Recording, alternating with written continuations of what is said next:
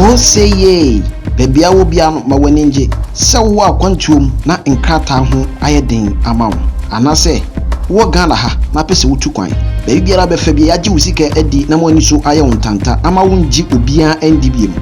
anase wo nsa no adwuma na pese wo kwa aboche kwaye adwuma nanso hu baby a wo mfa mese wo se fe number ye gu screen yi so yedo be kwa koduru mi ama wo adwuma aye tieme yedo be kwa koduru with working permit a obeye adwuma abraboni bia enka wo country bia pese wo koso bia no wo dia no so be fresh ana ma we.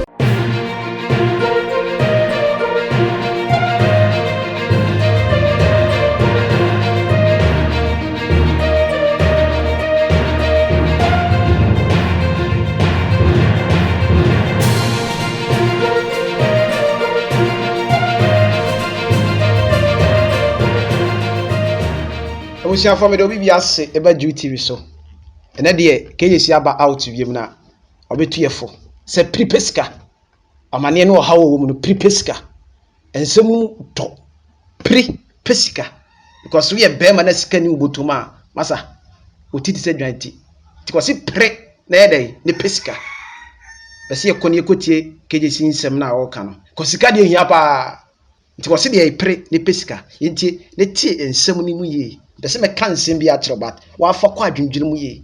wa fa kwa adwundwiri mu ye yenkoni ntima Abafo ye fa me Kyei emse wo social media che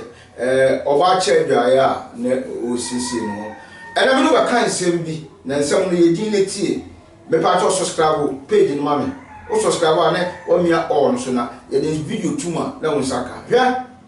me no ba ka asem na asem eye masemi nya pa se wo ye nipa na se wa hwe ye ni wa mo mpa ye sika esika fo do be nkwase adwuma se ma me ka no tie se wo ye nipa na o tia asase so ba bi esika wo bia bo mpa so be sika esika fo do be nkwase adwuma Ghana esika fo bi ade amanfo ye nkwase adwuma be wie no ne ono anya problem tie ba bi esika wo bia bo mpa so be adwuma usika na sika ene timi ade ni na ye sika ye tumi uni sika wase mo ya wasase so ekofo bi asofo bi emperifo bi akonfo bi edusifo bi eskafo bi ade edipa ye kwase adwuma se wan hwe ya obrabo nyina be kachi yebi e ka to so wa mobra because uni kapre yebi kan mani bi samo me se be bi esika wo bi abon pese wele yan bo mo sika esa nipa no me kwase adwuma asore kan na libre sam sa wo to wo hwame na so wa mo mpa se awurade mma wo nya sika be bi esika wo bi awurade mo efo wo mura wo na wo ka sika wo di sika fi wa big mistake sika fi ni Ghana ha sika fi ni Ghana ha e kwa wo fa so wo nya sika e wo ni nyamentem tie e kwa wo fa so wo nya sika e wo ni nyamentem na nipa adi nipa ya kwase bi mo asase so nipa betima mo hye adwuma nipa betima mo kase ti obi obetima mo wo kugo obi abra ni sika nti owi a watwe no no mo kwase mpani eti wo hwame wo ya abrante wo sisu wudi sofu bi achi wudi konfo bi achi wudi obi achi masa moni na peska o moni na peska esa asasi so me to nyame se ubaye nkwase duma yenkutu duma ho so wabra waba biye beti no dia police station beti no gira court na ni panage atwe no aga no ni pa no be ni monyamo na wo dia wotunyi na si na wa ni pa hunu ti woto na wo ya branch na wo bobra na wo du obi achi na wo ska moni na ho pa kwa ni su ni sika en ko ba fo en ko kum obi o eba bi sika obi an gegene ye sika na sika e ya ade nyina sika e power sika e tumi because me trasi e di na mistake ya ni bi say any pay a big mistake because eskafo bi ani ye kwase adwuma ye nkrutu dwuma me ka ho bi wo hwe mo ka ho bi wo say me ka ho say why star what's why star money now brother sister money now ewiase e kwa abefa so abanye sika ye oni Nyankopon ntam ni nipa ntam nipa ntimi jajew Onyankopon no tima jajew etitie mo oni nyade baby sika obi atigi wura ho ayesa sika ni be mo kasa tie obi sika ni be mo hukum obi sika ni be mo hyeguma tie obi about the day no obetwe no na wo be kwase mpanyi wo be sim papanyini owi a wakase obusuafo amobra open sika na wunyina ho asasi sugana ha sika ya ade nyina sika wotumi bia etime makanta ma di sise me obi eno timi akwase adwuma bi unta me makanta ma di sise obi eno timi akwase adwuma wasase so da aswe because se wa hwe ya obusuafo ya obu kwase ampanyi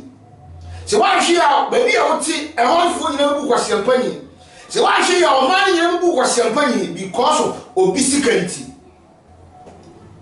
mimi abema wo hweme mimi aba wo hweme he sikafi ya sasi so muoni mmere ne ye adwumaden ne pesika na sika ya de nyina sika otumi aswe sika opawo so wo sika betima ko wo ko free wo sika betima kaseti wo ko free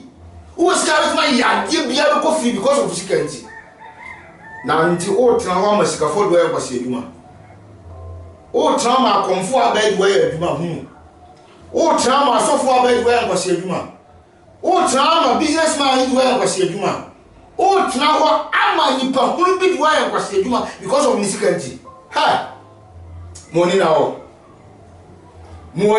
ne nipa de ye kwase adwuma asase so a nipa de ye kwase adwuma asase so a me dadwe ho a me tiase me dadwe ho a I don't think far because of money. We say money is all evil. Obwa Bible quotation kind daneno. Money is answer everything. Money answer everything.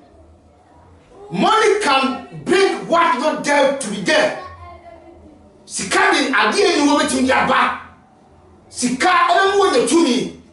Sika ma ni pa puasho. Sika ma ni pa apuo duachi. Upa di kwasi asem usika nti ni pa be puasho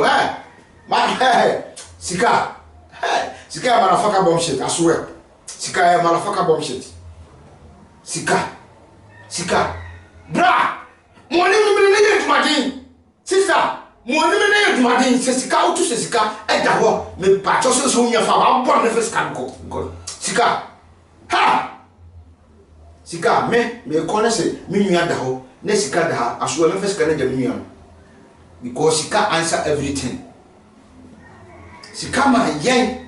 ya yen kwase adwuma ya yen kwase adwuma nkofo bi no ma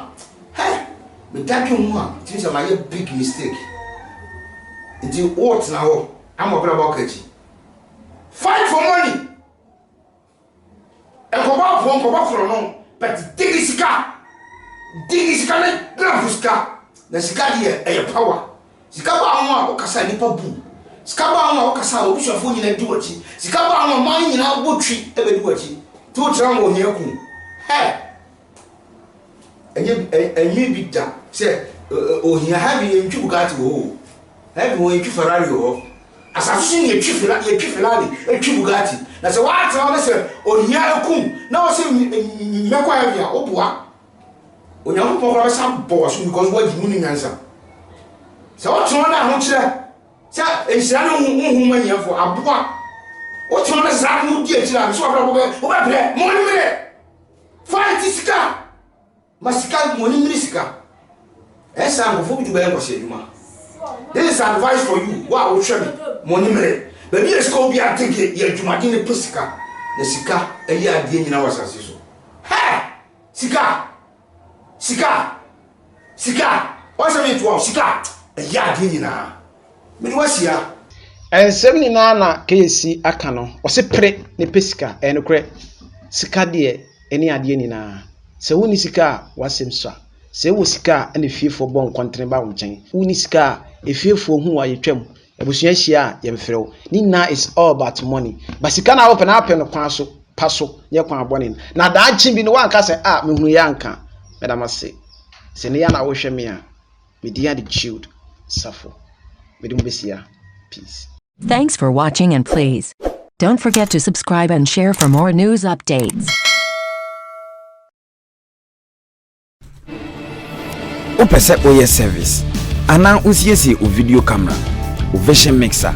ana o camera lens ene etiye mo asem David Imam super secretary o mrantie